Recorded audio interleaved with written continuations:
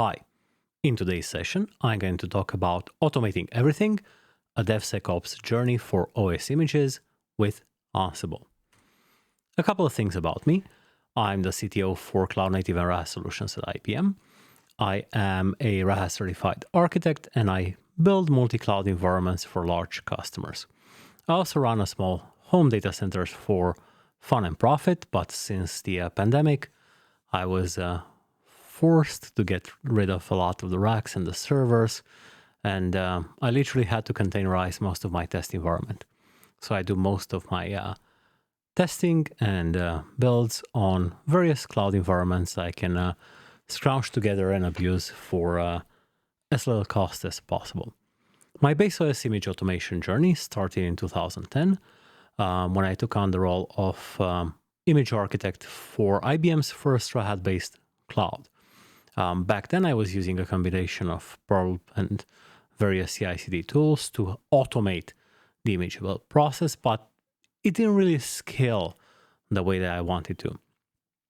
Later on, as I discovered tools such as Ansible, things became a lot clearer that if you're trying to build a image automation framework, you need to have something like Ansible in there to ensure that everything is, role-based, code-based, and very, very easy to use.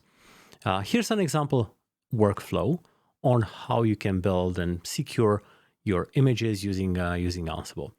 First, you're going to store all of your image build artifacts and kickstart files and sysprep configuration in a source code repository.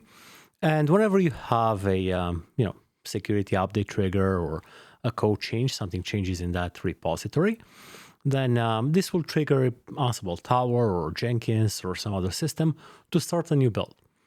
As part of your image build, you first need to provision your build environment. Gone are the days when you can have this very, very large bare metal server or multiple systems ready as your build environment. You can now use elastic scaling. So if you're using cloud system, you just provision that on demand, and you can use Ansible to do that as well. Then you're going to trigger the actual OS image build. Here I'm using Packer, and Packer is just a tool that lets me trigger the OS installation, so the kickstart process or KVM, VMware VirtualBox, all of the engines behind it, and then pass on the post-install steps to Ansible. That's going to update my image and secure it and install various VMware tools, QEMG, and so on. Then I'm passing it on to OpenSCAP for securing the image. So this also generates a bunch of Ansible code that's going to apply various profiles on top of my image. So I want to have, for example, a PCI profile. And then another build step may trigger for different images to install things such as middleware. So maybe I want to have a Python image or a WebSphere image. Well, that's going to also be triggered through Ansible as well. Last steps are to package the image, sign it, and upload it to an image store. And then you're going to want to test it, right? You don't want to push an image to production unless you've done at least some automated testing and possibly some manual testing on it. And then you want to dismantle your build infrastructure and clean up a bit. So for this case study, I'm using OpenShift Virtualization, which is OpenShift Managed KVM. But one thing that you should take out of this talk is that your image automation workflow should apply to all of the OS images that you're building. Are you building workstation images? Well, go ahead, use Ansible, automate that. Are you building VMware images or AWS images, Azure images, IBM Cloud images, OpenStack images, RHV images? Well, chances are if you're a large company, you're probably building all of the above. And you can do yourself a favor by using the same system, the same pipelines to build images for all of these providers in similar ways. And you're going to be, taking advantage of all of the common steps like the patching of the image as part of that process. A couple of words about OpenShift Virtualization, which we're using in this particular example, is that it's basically libvirt, KVM, managed by Kubernetes. So OpenShift can manage a KVM-based virtual machine. So the image build process is very, very similar to that you would use for KVM or OpenStack or Red Hat virtualization. And in fact, it's quite similar to some of the major cloud providers, hyperscalers that also use KVM. You do want to install a couple of things like Cloud Init, but that's something you want to include in your build process in the Ansible steps as well. So as an example, your OpenShift virtualization image is going to be a Cookiecutter, so an image that you can build with QEMU tools, QEMU EMG. And it's a sparse image that can be compressed, and it has things like a QEMU guest agent. If it's a Windows machine, you want to use virtualized drivers like the VirtIO drivers, so you'll need to install those.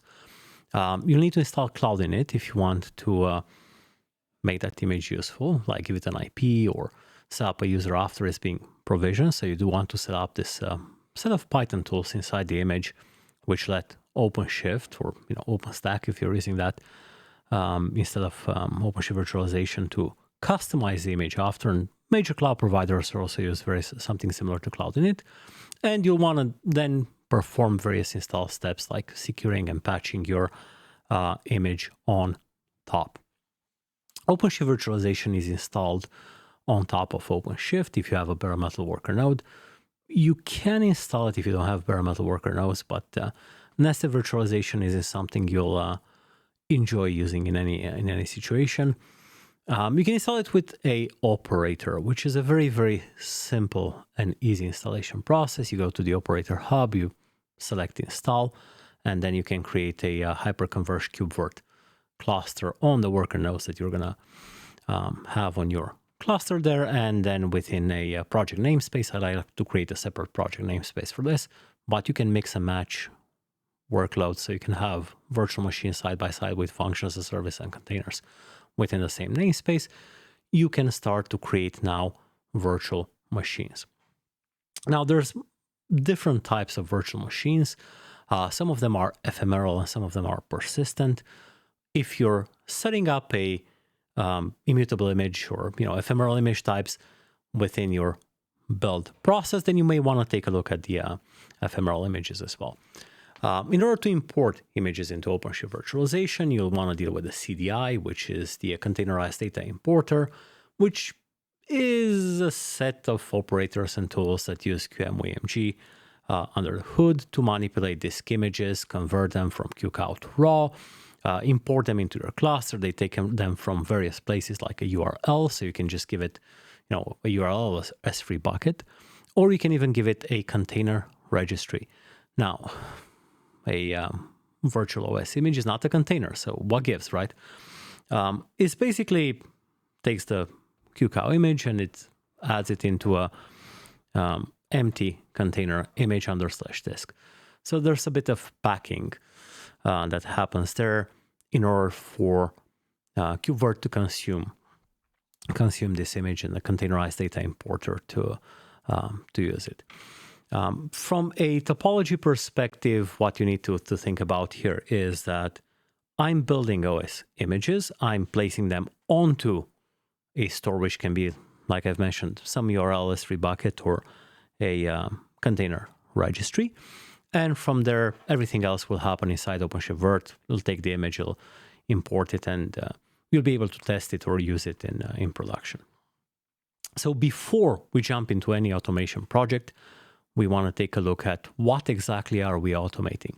So let's take a look at some of the key build considerations or architectural decisions as we build these images. So first, the question is, do we build from scratch every time?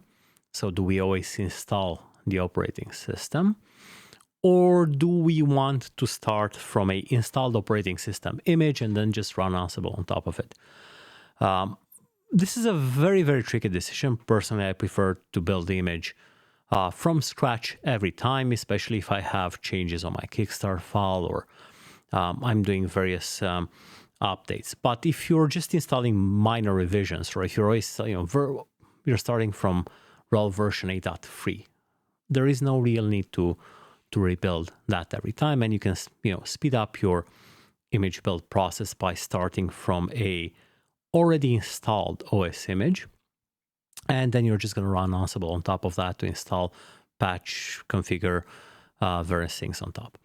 The second key question would be, how do you want to build multi-platform images? So if you're building images from VMware, KVM, OpenStack, OpenShift Virt, AWS, do I build one image and then I use, QEMU convert, or I perform various tricks on the final image? Or do I have a reproducible build process that just swaps out hypervisors every time? And my preference is to start clean here and use separate hypervisors throughout the build chain. And that's why I'm using Packer with VMware and KVM and VirtualBox or whatever I'm using as part of my build process to get a clean install and a clean build every time. There can be some issues with things like VMware tools or various other hardware configurations as you install that image. During the conversion process, you might like BIOS or UEFI issues as well. Also, what goes into the post-provisioning script is a key architectural decision here. The question is, how much do you want to delegate to Cloud Init? So Cloud Init is something that is triggered after you built your image and is now being provisioned by the hypervisor or the hyperscaler. And you can have a patching step in there, right? That's perfectly fine. The problem with that is going to be slow and time consuming, and you're creating a window of exposure during which your image is provisioned but not yet secure. Personally, I like to include all necessary patches and have at least a weekly, if not more often, updates on my cloud catalog. So every time I'm provisioning an image, I'm provisioning from the latest and greatest golden image. So let's take a look first at what we need to set up the rigging, like the build infrastructure for this. A bare metal host is preferred. You want to have your hypervisor here, KVM, or VMware workstation can be an option here if you want to go down that path, or VirtualBox. It depends what type of images we're building. Again, here we'll be building images for OpenShift Virt, so we're going to go with KVM. And you want to have all the various build tools set up on your environment. Obviously, this is a step you should automate, and I'm going to show you later how that happens with Ansible. As part of your image build process, you'll want to automate as much as possible. So Kickstart is a great way to do that. You can create a Kickstart file where you have all of your operating system settings, and you always have a reproducible OS install build. And you can use this prep for similar purposes with Windows as well. And there's other response files you can use if you're installing a non-RHEL Linux operating system as well. For Windows, in a similar way, you'll see that building the OS image is a bit more tricky. You can use this prep, as I mentioned, to automate some of this process, but it is a bit more complex. You also need to download the Virt.io win, which for some reason seems to be in a container. So you need to download the container and extract these and install them on your Windows system. There's quite a complex process to get it set up, but what's more important here is the post-install steps. For Windows, they can be quite complex.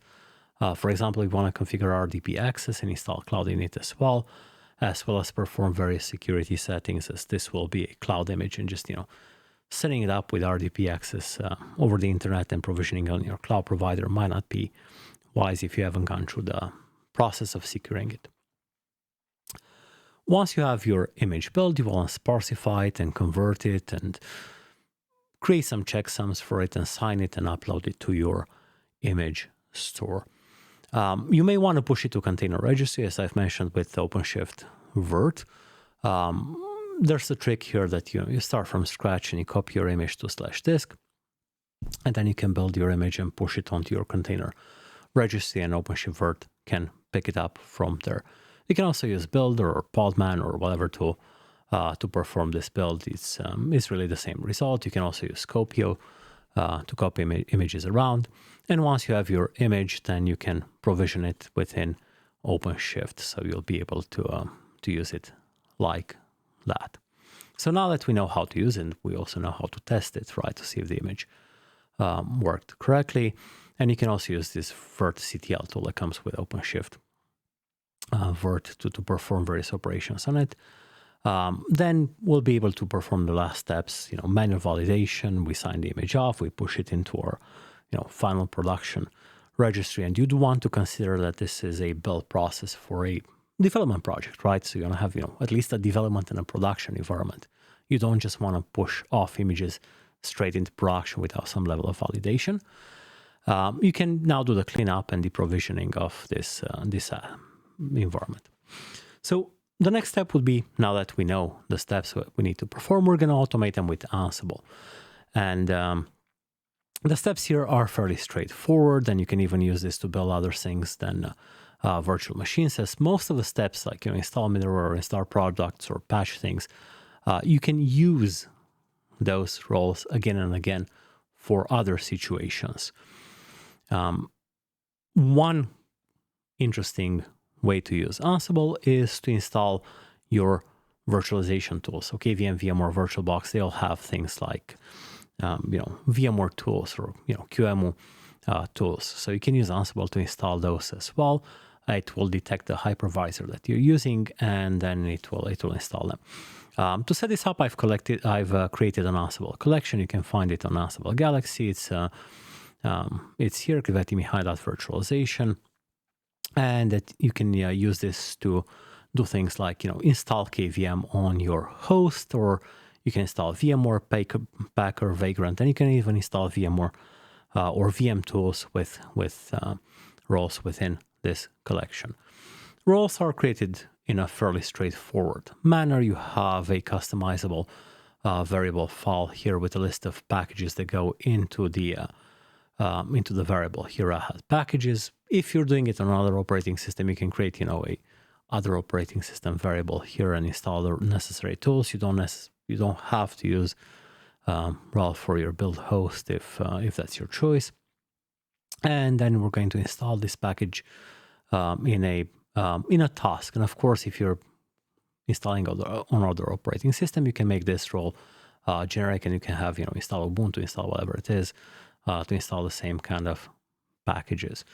You can also use a couple of tricks here. So for example, to include a specific file like VMware or KVM when Ansible will detect a specific type of virtualization is being used.